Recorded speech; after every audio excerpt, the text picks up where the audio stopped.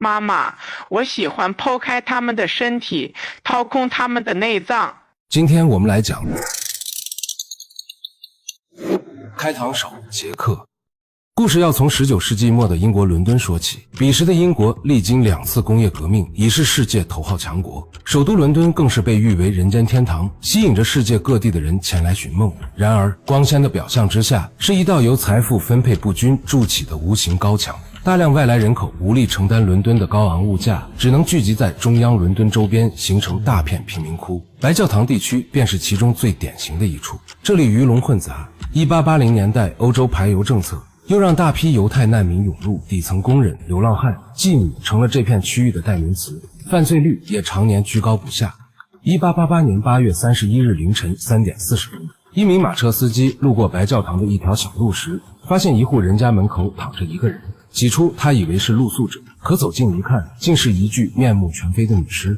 警方趕到後勘查發現，死者是43歲的妓女瑪麗，喉嚨被利器割開，腹部被剖開，腸子外露，顯然是因喉嚨重傷斃命。在命案頻發的白教堂，這起案件起初並未引起警方重視，只是例行詢問了附近居民便草草了事。可誰也沒料到，不到2周，9月8日凌晨6點，白教堂再次驚現女屍。死者是47歲的安妮，安妮的死狀與瑪麗如出一轍，喉嚨被割，腹部剖開，內臟被掏出扔在屍體旁。更詭異的是，她的子宮不翼而飛。連續2起命案，受害者都是中年妓女，案發地點相隔不過幾條街，作案手法高度相似。警方這才意識到，這可能是同一兇手犯下的連環殺人案。他們立刻展開調查。有目擊者稱，安妮遇害前半小時，曾在一處庭院與一名男子交談。該男子40歲上下，比安妮稍高，穿黑色大衣，戴獵鹿帽。結合案發現場找到的一條可疑圍裙，警方很快鎖定了一名外號圍裙的波蘭裔猶太人約翰，再加上有妓女指認曾收到過署名為圍裙的死亡威脅信，警方一度以為破案在即。可最終約翰拿出了完美的不在場證明，這樁看似明朗的案件瞬間陷入僵局。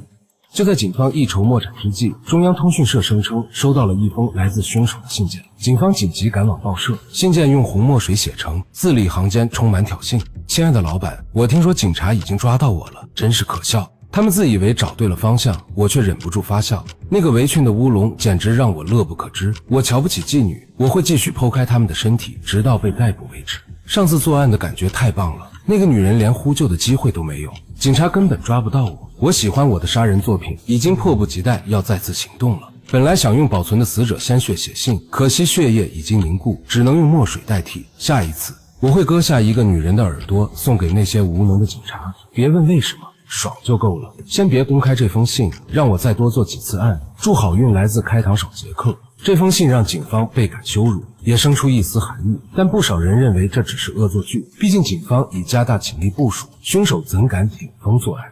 可僅僅過了3天，9月30日，白教堂又傳噩耗。凌晨1點，民眾在伯納大街發現了44歲清潔女工伊麗莎白的屍體，她的喉嚨有傷口，但腹部完好，生殖器官也被切除。警方初步判斷，這並非開膛手傑克所為。可就在警員準備撤離時，不遠處的主教公園又傳來尖叫，46歲妓女凱薩琳的屍體赫然躺在那裡。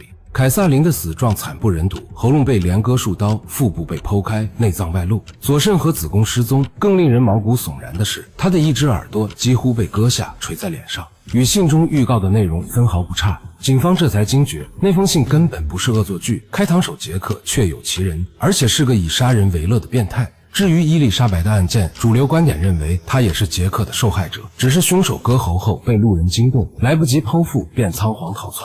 案發後不久，警方在距離現場不遠的紅磚牆下發現了凱薩琳的一塊沾血布料，牆上還用粉筆歪歪扭扭寫着“猶太人是不應該被無故責怪的”。這句話究竟是傑克為自己辯解，還是嫁禍猶太人的障眼法，至今無人能解。1天之內2條人命，白教堂地區人心惶惶，民眾紛紛向警方施壓。10月1日，中央通訊社再次收到兇手的明信片，內容依舊囂張：“親愛的老闆，上次的話可不是開玩笑。你很快就會聽到調皮的傑克犯下雙重謀殺案的消息。可惜第一位受害者的叫聲壞了我的事，沒能割下耳朵送給警察。多謝你保密上次的信件，讓我順利完成作品。”開膛手傑克，警方徹底被激怒，允許報社公開這2封信件。希望能徵集到線索。彼時紙質媒體正值鼎盛，開膛手傑克的消息迅速傳遍全球，連維多利亞女王都驚動了，親自下令徹查此案。可信件公開後，傑克卻销聲匿跡了2個半月。就在人們以為危機解除時，新的慘案再次發生。11月9日一大早，收租人湯姆來到25歲寡婦凱莉的住處，催收拖欠6周的房租。敲門無人應答，湯姆以為凱莉故意躲債，一氣之下撞開房門，卻被眼前的景象嚇得魂飛魄散。屋內血跡斑斑，凱莉躺在地上，早已沒了氣息。凱莉的死狀是所有受害者中最慘烈的，喉嚨與腹部被剖開，內臟被掏空丟棄，心臟不翼而飛，面部五官被尽數切割，部分皮膚甚至被整片刮下。法醫鑑定，這起案件依舊是開膛手傑克的手筆，也是他的最後一樁命案。從那以後，倫敦再也沒有出現類似的兇殺案，也沒有再收到傑克的任何信件，他就像人間蒸發了一樣，消失在歷史的迷霧中。但人們對他真實身份的探尋從未停止。100多年來，無数專家、偵探、愛好者投身其中，誕生了一門專門研究此案的學問——開膛手學。而關於兇手的身份，流傳最廣的有5大嫌疑人。嫌疑人1是波蘭裔猶太理髮師艾倫·科明斯基，他患有嚴重的精神疾病，性格孤僻，極度厭惡女性，尤其是妓女。1891年，他被強制送入精神病院。2014年，一位研究此案的作家称，自己拍到了受害者凱撒琳的披肩，经 DNA 检測，披肩上殘留的男性 DNA 與艾倫的孫子高度匹配。但這一結論很快遭到質疑，專家指出披肩保存不當，接觸者眾多，無法作為有效證據。嫌疑人2是維多利亞女王的長孫阿爾伯特王子，傳言王子私生活混亂，因與妓女有染感染了，導致精神失常，於是將怨恨發洩在貧民窟的妓女身上。更有人稱，警方早已鎖定王子，卻因皇室聲譽不敢深入調查。但這種說法缺乏任何實質性證據，更多是民眾的猜測。嫌疑人3是牛津大學畢業的律師助理蒙塔格·杜魯特，他的父親是倫敦知名外科醫生，而開膛手傑克的作案手法精準，明顯具備外科知識，這一點與蒙塔格高度契合。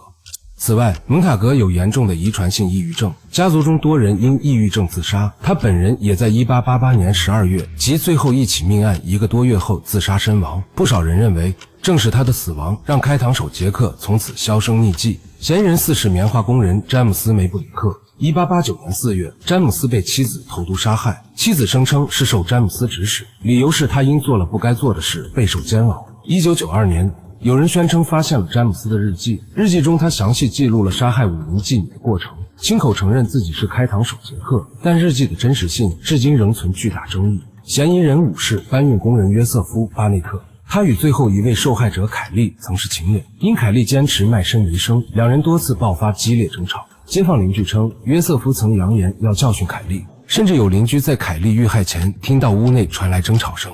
警方曾將約瑟夫列為嫌疑人，卻因證據不足將其釋放。有人推測，約瑟夫為了逼凱莉從良，故意制造連環殺人案恐嚇她。殺了4人後，見凱莉毫無悔改，最終痛下殺手。130多年過去，開膛手傑克的真實身份依舊是未解之謎。或許破案的可能早已微乎其微，但人類對真相的執着，注定會讓這起懸案在歷史長河中永遠散發着讓人着迷的魅力。